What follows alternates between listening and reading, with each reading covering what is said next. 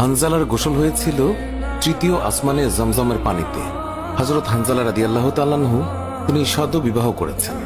ওই সময় আমাদের প্রিয় নবী সাল্লাল্লাহু আলাইহি ওয়াসাল্লাম সাহাবীদেরকে বললেন, আমার সাহাবায়ে কেরাম, তোমরা উহুদের যুদ্ধের জন্য প্রস্তুতি গ্রহণ করো।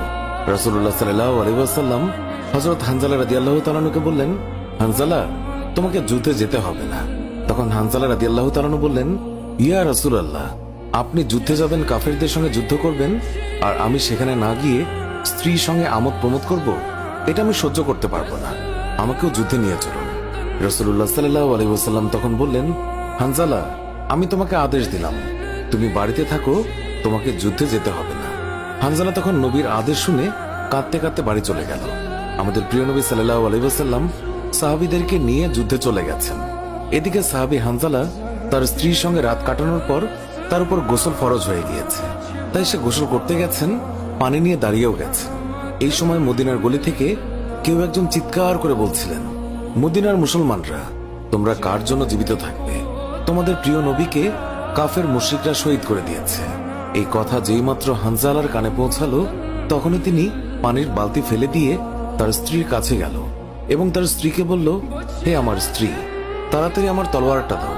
যে কাপুরুষরা আমার নবীকে শহীদ করেছে, যে কাফেররা বিশ্বনবী হযরত মুহাম্মদ সাল্লাল্লাহু আলাইহি ওয়াসাল্লামকে হত্যা করেছে, আমি তাদেরকে ছাড়ব না।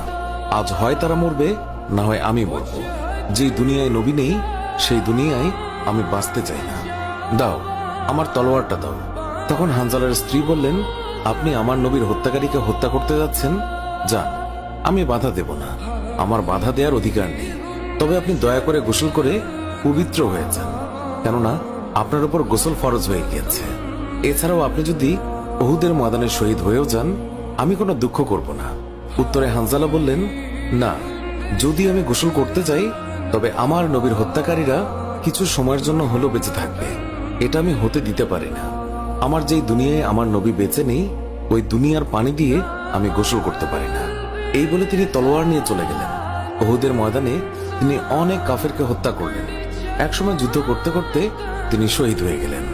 যুদ্ধ শেষ হয়ে গেলে আল্লাহ রাসূল সাহাবীদেরকে বললেন, হে আমার সাহাবীরা, তোমরা যাও, গিয়ে দেখো আমার যে সকল সাহাবায়ে কেরাম শহীদ হয়েছে তাদের লাশ সংগ্রহ করো এবং তাদেরকে গোসলবিহীন দাফনের ব্যবস্থা করো।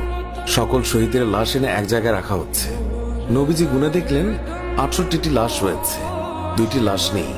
একজন তার চাচা হামজা রাদিয়াল্লাহু তাআলা আনহু, আর আরেকজন হানজালা রাদিয়াল্লাহু তাআলা আনহু। অস্থির হয়ে পড়লেন নবীজি।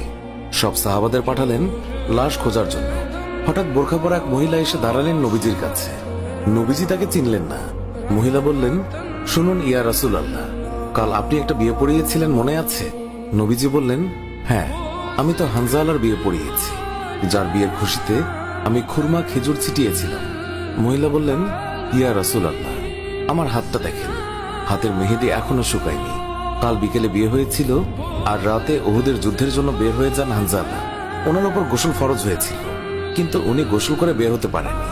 যাওয়ার আগে শুধু বলে গেছেন, যদি বেঁচে থাকি তাহলে দেখা হবে দুনিয়ায়, আর যদি শহীদ হয়ে যাই তাহলে দেখা হবে জান্নাতে।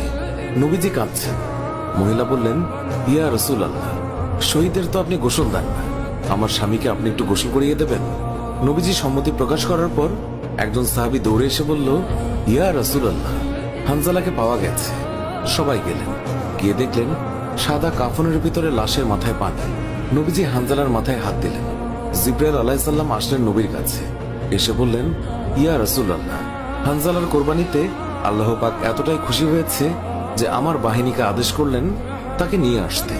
ইয়া রাসূলুল্লাহ, আমরা ফেরেশতারা তাকে তৃতীয় আসমানে নিয়ে জমজমের পানি দিয়ে গোসল করিয়েছি এবং তার শরীর থেকে যে সুগন্ধ পাচ্ছেন, এটা আল্লাহ পাকের বিশেষ খুশবু, মেশক আম্বর আতরের ঘ্রাণ।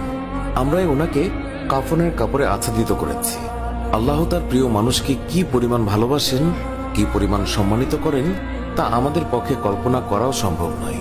শহীদগণকে গোসলবিহীন দাফন করা হয় কারণ কিয়ামতের ওই কঠিন দিন যখন মহান আল্লাহ রাব্বুল আলামিন বিচারের জন্য বসে যাবেন, তখন এই সাহাবায়ে কেরাম আল্লাহর সামনে দাঁড়িয়ে যাবে। মহান আল্লাহ রাব্বুল আলামিন তাদেরকে জিজ্ঞাসা করবেন, বান্দারা, তোমাদের এই অবস্থা কেন? তারা তখন বলবে, রাব্বুল আলামিন, আপনি তো জানেন আমরা আপনার ওই সকল বান্দা যারা আপনার বিরুদ্ধে যে সকল কাফের মুশরিক কথা বলে তাদেরকে হত্যা করতে গিয়ে শহীদ হয়ে গিয়েছিলাম। আল্লাহ তাআলা বলবেন, ও আমার বান্দারা, তোমরা যারা আমার জন্য তোমাদের জীবনের মায়া ত্যাগ করেছিলে, তার জন্য আমি তোমাদেরকে আজ বিনা হিসাবে জান্নাত দান করলাম। সুবহানাল্লাহ। সুপ্রিয় দর্শক, এর সাথেই শেষ হচ্ছে এখনকার ভিডিওটি ভালো লাগলে লাইক দিন, আপনার প্রিয়জনদের মাঝে শেয়ার করুন। এখনকার মতো বিদায় নিচ্ছি, দেখা হবে নতুন কোনো ভিডিওতে। এতক্ষণ ধরে ভিডিওটি দেখার জন্য অনেক অনেক ধন্যবাদ।